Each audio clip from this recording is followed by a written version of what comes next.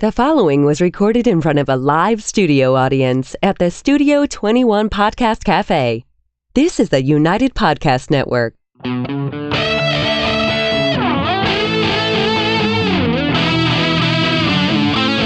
Welcome to Dueling Comedians, where two comedians clash to see whose comedy kills and who gets killed. Figuratively speaking, of course. All this to determine who claims the coveted Dueling Comedians trophy. This is Dueling Comedians. I am Tony V. You're listening to Dueling Comedians, and if you're not, I just wasted that sentence. I am sitting next to a Kimbo 2 side right here.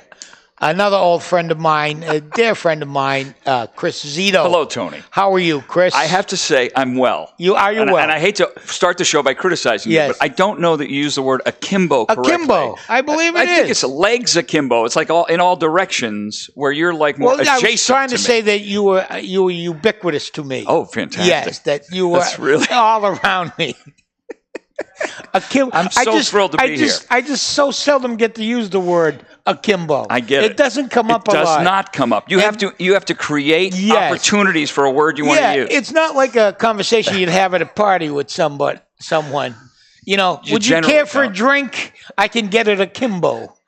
You know what I mean? It doesn't make sense. Yeah. You know, I get it. It's forced, so I was trying not to do that. So, how are you, man? I'm so great, and I appreciate you inviting me. I'm glad you did it. We're recording this right in the middle of my nap time, so I'm already at a disadvantage for the coveted trophy. So. Before I get to you and what you do, because it's fascinating to me, because you made a hyperleap jump to another career, I have to introduce you to my sidekick. Yes. The irrefutable, he's the high energy, the guy, the cog that keeps this machine running. Yes. Laugh Track Larry. Indisputable leader of the gang. Much like Larry, slow down. Slow down. Now when he gets up, keep up with this guy. When he gets up ahead of steam like that, he's like a freight train, man. He's going to end up akimbo all over the floor. All over the place. Legs akimbo. Your guest has a great voice. Maybe he could be on radio. He is on radio. Is he? Although, let me interrupt myself again, which I do often. I think Legs Akimbo would be a great name for a stripper. Don't you think? Ladies and gentlemen, on the main stage, please give it up for Legs Akimbo. Tony, we've known each other a long time. Yes. So you probably are aware of how funny I think repetition is. So I think it's only fitting that on my episode of your podcast, we've said the word akimbo 72 times. And I'm going to find, and I appreciate it as well. So I will find several more places to put akimbo in. Akimbo is the theme. Yeah. I don't know if you title each podcast, but I don't even want my name on it. Just say Dueling Comedians, the Akimbo episode. Yeah. We might have to call the Guinness Book of World Records, because the word akimbo was probably not used this many times in this short a period. Not so far in the 21st century. No. We just broke it wide open. No. So as hinted at, and Larry put it so eloquently, I don't know if you could hear him because of how quickly he speaks. Quickly goes by, yeah. You know, you can miss some of it. Yeah. But you started out as a comedian. Right. And still do comedy. Yes. And you will get into how you started. But you're a radio host now. Morning radio. Morning radio guy. And I've done it for so long. I remember I had my own show in Boston very briefly. I set a land speed record for how short that show was. Right. But I had you on the show. I had you on my show there one time, and we were doing a show that Saturday night. I had you on to plug it, and I said, Tony, we're performing together at such and such a club this Saturday. I'll be there with you. And you said to me, why, Chris? Why are you still doing that? Right. Look at the job you have. Yeah, right. Why would you continue beating yourself up like Why do you get in front of drunks on the weekend? Right. If you didn't have to. Because it's a sickness, as you know. It is. You can't just walk away. That's one of the hardest things to explain to people about what we do. There's something wrong with every one of us. Well, you need the love of strangers. Something's missing inside. Let's face it. Yeah. I went to a lot of therapy. It almost ruined my career because I didn't really care as much about whether those people loved me. It's changed things. There's a lot. Changed. Well, the desperation's missing. That's the thing. I know everything that's wrong with me, right? Right. But then I go, if I fix that, I won't be me. Right. And you need that twisted part of you. Yes. That to get up on stage. Yeah, because then there's no finger pointing. Right. And if there's no finger pointing, what's funny? Right, because once you accept the world and your place in it, and you're happy and content, you got nothing to bitch about. Then when you start thinking about what am I going to put in my act, and people say, well, why does this happen? You go, I don't really care. I don't care what happens. I'm good. I'm all right. Fine. You people don't like me? I got a loving family at home. None of that's funny. That's not. No, you're not going to worry about it. how to correctly use akimbo if you're living in Independence. No. And there you have it. Your act would be somehow akimbo. You know what I mean? To be scattered all over. Utterly akimbo. Ridiculously akimbo. Yeah. And so you started out as a comedy team. We did. My old stand-up partner and I met in acting school. Right. And then typically, we walked in, saw stand-up comedy. We thought, I bet we could do that. We could do that. And we had been part of a group that did some funny stuff, some weird theater stuff. Right. But we usually came up with the funny stuff. So we did some of that stuff together. And that went on for like almost 7 years. Right. And then we broke up. Right. Because I had a wife and I had a couple of little kids. And, when you're a comedy team. You got a couple of those. I have 3 of them now and a stepdaughter. And, Yeah, I'd like to see your family tree, man. It's crazy. It's got to be nuts. It is nuts because my grown son just got engaged. And How old is Ben? It's Ben. He's 35. 35. And How did he get older than me? I actually say that in my act. My kids are older than me. It's a weird feeling, isn't it? Right, yeah. That's going to happen to you. Gus is coming right up. Gus just turned 21. Right. Yeah. So, but I met his fiance's parents, and they were trying to put my family tree together. Right. And they were like, okay, so now Mackenzie is your wife's daughter. Right. And is Ben yours or hers? Right. Just accept we're nice people and move it along. Yeah. Well, that's what happens when you get married 3 times and everybody has weird children. Right. So you started off, and we won't dwell on this, but your partner Steve Bean, a good friend of ours. Yes. Because we all grew up in the trenches. It was Zito and Bean. Right. Back in the 80s. Back in the day. Where did you guys? What school were you in? Where did you Carnegie Mellon University in Pittsburgh. That's a legitimate swanky conservatory program. I got there on a full scholarship. I was there on a full ride, and I majored in psychedelic drugs and got my girlfriend pregnant. So. Wow. It worked out great. But at least it didn't cost my parents a fortune because they paid for it. CMU was like, well, that was a good investment. That's a good investment. Right. So you double majored. I really did. I did. Yeah. And so was Zito and Bean when you got, but you're both from this area. Did you grow up? No, he grew up in Providence. I grew up in Western Pennsylvania. Oh, really? But I didn't know that. We came to Boston to do stand-up so young. Right. It's sort of like Boston sort of became my adopted hometown. Right. Like even you think I grew up here because I've been here. Yeah, we were kids back then. Yeah, we were all nuts. I was like a Roslindale, West Roxbury guy. Yeah. Which I try to remind John Tobin of as often as possible. Yeah. Like, dude, I'm from your district. Right. I could buy you some votes. Right. Right. So how did the leap to radio? Was that easy? How did that come about? It was kind of easy for me because when the team broke up, I hit the road. Right. And it was really good for me because it's like stand-up camp when you go on the road. Right. And I was trying to develop a whole new act. Right. And I had to do it in a hurry because I had these kids to feed. Yeah. But then I was kind of missing the boat. You know what I mean? My kids were growing up and I was on the road. I was on the road for like 3.5, 4 years. Right. A lot. And I loved doing radio. When when you're headline on the road and they go, you got to do the radio. And they would come to pick me up and I'd be showered and had my coffee. I was daring. And we're like, geez, dude, we usually got to drag guys. And I love it. And then I got to know the guy that was on doing mornings on ZOU back in the early 90s, JR. Yep.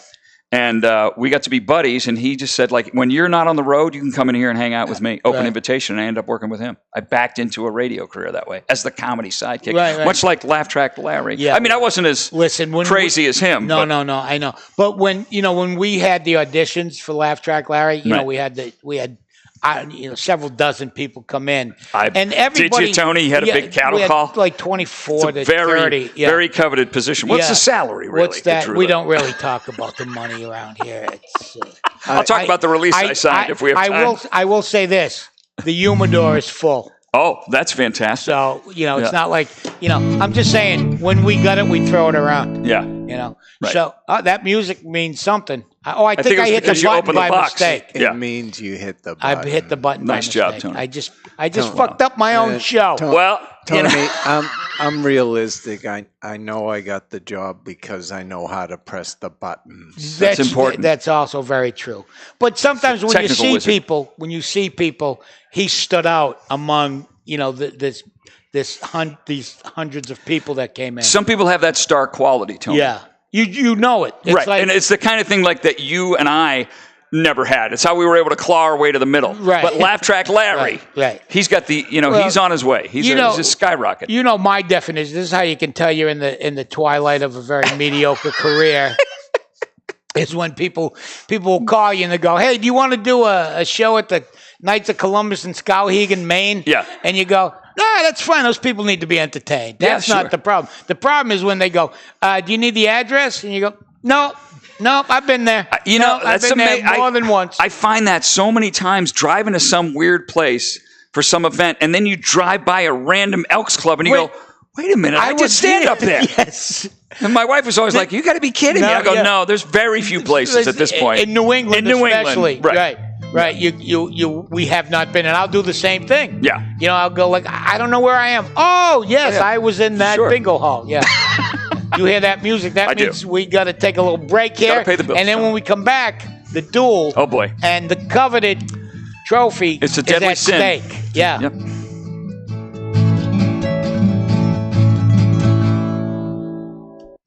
This is David Garofalo, and you've heard me say it over and over again for many years. Please support your local cigar retailer.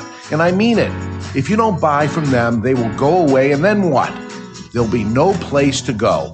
That being said, sometimes you're far away from any cigar shops or a place that doesn't carry the stuff you've been hearing about and you want to try it. That's where twoguyscigars.com comes in. It's the number twoguyscigars.com. And unlike most online cigar shops, at twoguyscigars.com, you can buy a single cigar of whatever you want. You don't have to buy boxes or even 5-packs and suffer through cigars you might not even like. One of this and one of that is acceptable, appreciated, and commonplace at twoguyscigars.com. That's the number twoguyscigars.com. Thank you for your business.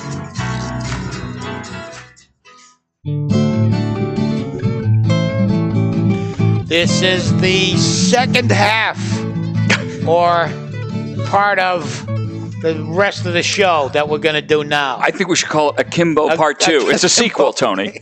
We haven't said Akimbo in quite some time. Well, that's why I brought it up. Thank you very much. I was jonesing for a little Akimbo. How do people get a hold of you? There's a couple of ways. One, you can use the iHeartRadio app, download it for free. You can listen to my show anywhere in the world. I'm on Mix 93.1 in Springfield, Mass. Okay, I was going to ask if or you would you can go to you can use the iHeartRadio app and just search my show, Zito and Kira, and there are micropods and mini pods. They're anywhere from like 25 minutes to a minute. Oh, that's I have a minute podcast on there where my partner Kira is just trying to pronounce Sacagawea, and it goes on for about a minute, and it's a scream. It's not it's not to the level of Akimbo. No. I mean, but that's on the iHeartRadio app, Zito and Kira, and CP Zito on Instagram and Twitter. CP Zito. Yep. Yeah. C as in Chris, P as in Peter, Z as in zebra, ITO. IO. Yep. Okay. And do you have a website? I don't. Well, I'm so invested in the radio station. I had a website. Right. But they could find you. I still have the domain name. ChrisZitoIsFunny.com was the name of my website, which I thought was a good name. That says it all right there. Right there in the website, if you're looking for a comedian. And it's all very hopeful. Yeah, you're like, well, Chris Zito is funny. Yeah. See, you're sold. Right. Yeah. But because you could put a question mark at the end of it, and it would take on a whole nother meaning. Chris Zito is funny? No, I don't. That's why the .com was right. Okay. Yeah. So it's Chris Zito is funny. Yeah. And so what, do you like radio better than you do stand-up? This is probably the most common question I get, and I can't. It's like asking me who my favorite child is, which I would never say in public. Right. But in this case, I don't have a favorite. Because you don't know all of them. I can't keep track. Which one is actually mine? Which is a step? Which is a half? You might be leaving somebody out. Dad doesn't love me. He's not your dad. That's not him. You're confusing him. You're confusing him with the guy that raised you. Oh gosh. Yeah. But I really don't have a favorite. When I'm doing radio, I absolutely love it and I'm invested in it.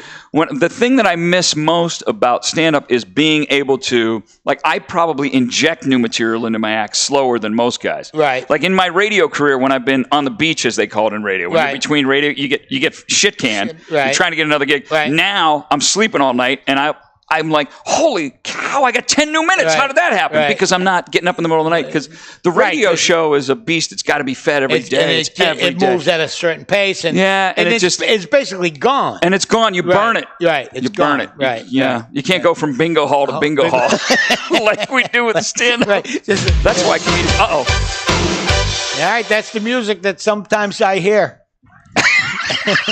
It's sporadic in my brain. I get it. So you've watched, I've listened, so you know what's coming now. Okay. All right. It's so all in good I hit fun. This and go. Right. And I'm just going to say you will get extra points if you can use the word akimbo in a joke. Man. All right. Ready? Yeah. So my wife and I, in order to keep close, because we live with the children, you have these important date nights. Yes. Not just any date night, but go do important things. Like we saw a motivational speaker. You ever see these guys? They talk about important stuff. The guy says, live every day like it's your last day on earth. That's deep. So I took it to heart. Next day, checked into a hospice, had my whole family right on the bed in tears. I was hooked up to machines. It wasn't a good day, Tony. I flipped it around and decided to live every day like it's my first day on earth. Wake up in the middle of the night, start breastfeeding. My wife kicked me out of bed. It was legs akimbo. Thank you.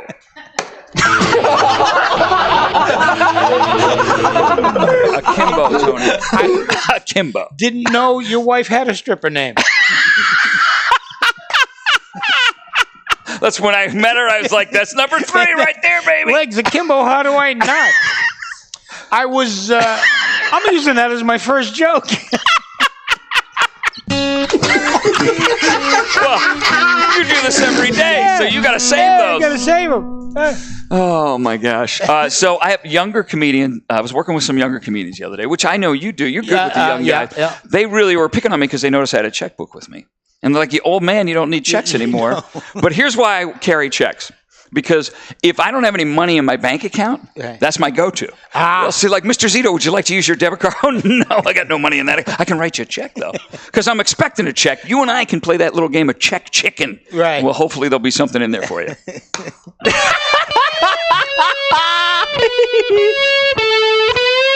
You know, we are often in situations with younger people, and I was just working in Aruba, you know. Oh, very nice. And I was on the beach one day. Yeah. Because if you're on an island, you almost can't help be on a beach. Right. The beach is all around the edge. Right. The whole they go, thing. Where's the beach?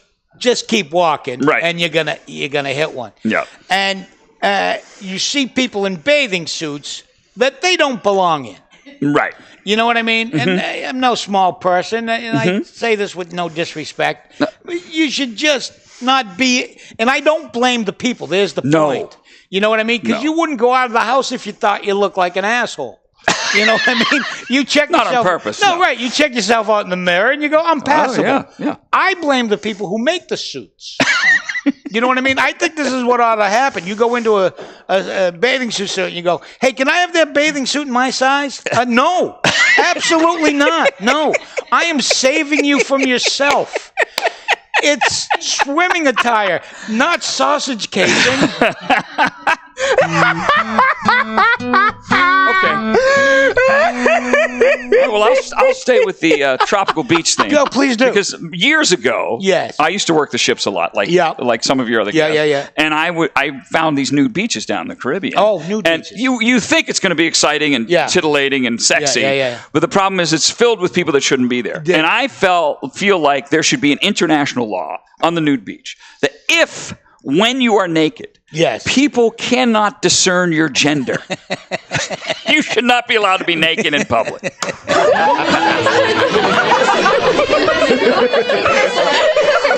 Discern. You make discern. Discern your I wish gender. we had a whole nother show just for discern. Well, I'll come back if you want. Yeah, of course. I'll keep with the same thing because the opposite of that is you see the other people on the beach. It's the young kids. Yes. You know, they're all ripped. Oh, that's and they got the bumps on their bellies. Yeah. Whatever those are. Sure, the abs. Yeah. And I saw one kid trying to, a young guy trying to, impress some young women. He goes, see these abs? You could bounce a quarter off of those. Right. And I go, look, you could do the same with me, but you're going to lose money. And I'll let you fish around for it. But it's like looking for change in a couch cushion. Yeah. Delve at your own risk. I'll never be able to discern what happened to that quarter. I've switched over to discern now. All right, so I've been waiting. I wanted to tell you this because I love my wife, and this is my final marriage, as I like to call it. Because I've been through a couple of them, as you know. Right. But her arguing style is unfair because you've been married a long time. I think when your wife is really pissed at you, she has a list of stuff she's pissed about. Yes. So she goes through the list. Yes. Here's all I ask. Come up with consistent bullet points. You got to go letters or numbers. You can't mix it up because then I can't. It throws me off. Lost. She'll say, A, you're 2 hours late. And 2, you didn't call. And I freak out. I go, what happened to B? Right. I don't know what's happening right now. And she goes, because you're confused because you're not paying attention. And I say, no, I'm confused because I am paying attention and you're screwing up your bullet points. When I was down there in Aruba, right, my family talked me into going tubing. Oh, I don't know if you're familiar with this. Yeah. Only the slow tubing, like on a slow river. You sit on the tube. Yeah. No, this is where tied to a boat. This is where they put you on a mattress and drag you behind the boat. Yeah, and it go and zoom. And they zoom off, right? Yeah. And I don't know how I'm going to die, but I don't want it to be that. You know what I mean? I think people would, if I died that way and could see it, I would laugh at that. And I know I'd have friends would be going, how'd Tony die? He got dragged behind a boat. What, he fall off fishing? Nope. Just gave a guy $40, said drag me behind the boat. Oh, jeez. You would die with legs akimbo. I would. Which, if it really was a stripper, that'd be a hell of a way to go. Well, the other part, right? You're also about a half a bounce away from the worst enema you could ever imagine. You know what I mean? Like you can slide off the thing. You're assuming how I feel about enemas, and you don't really know, Tony. Well, it would still be a severe one. I would say severe. Okay. Yeah. All right. All right. So I know we're done. So we're done. Now it's just, we turn this over to Larry because. Can I at least see the trophy while I'm losing? You can hold it. Okay, I want to hold it for a minute. You know what? This is like, this is like when they used to have purgatory. You know what I mean? You're waiting to get into heaven. Right. It's the hardest part. Right. I got a good feeling. Give me a second to compose myself. All right, relax. I'm composed. He starts laughing during the show, and there's sometimes no getting him back. Right. I got to reel it in. To press the mute button. Yeah. Mm-hmm. Yeah. That means he's come to a decision. I get it. That's called winner fanfare. Oh, that's a good name for it. Sure. Well said. Very descriptive. Right. Yeah. The winner is Tony V. I don't know how I do it every week. I don't know. Tony, I don't know. I just want to say that I've listened to a lot of episodes of this show, and I know that you win every time. Yes. But I know that Larry often says, your guest was very funny. Yes. It was a very difficult decision. He didn't say that He did not say that this time. Exactly. This was a breeze. This was like a no. It was very definitive. No. Yeah. No. You know, Chris. There was nothing akimbo about his idea. Straightforward. I didn't feel the need to say that because you're one of the few that has a real job. You lose nothing by losing. I wasn't counting on this to launch my radio career. Right. Well, thanks for coming in, man. Tony, it was a pleasure. Always a pleasure to work see you. with you. It's always a lot of fun. And listen, everybody, keep tuning in so we can keep doing this. I'm having a ball. We hope you do. Find us wherever podcasts are found. We're on the UPN network. We're here at Two Guys in Salem. Come by and watch the show someday if you like. And we'll keep doing it as long as I got nothing else to do. The views and opinions expressed by the hosts, guests, or callers of this program do not necessarily reflect the opinions of the Studio 21 Podcast Café, the United Podcast Network, its partners, or affiliates.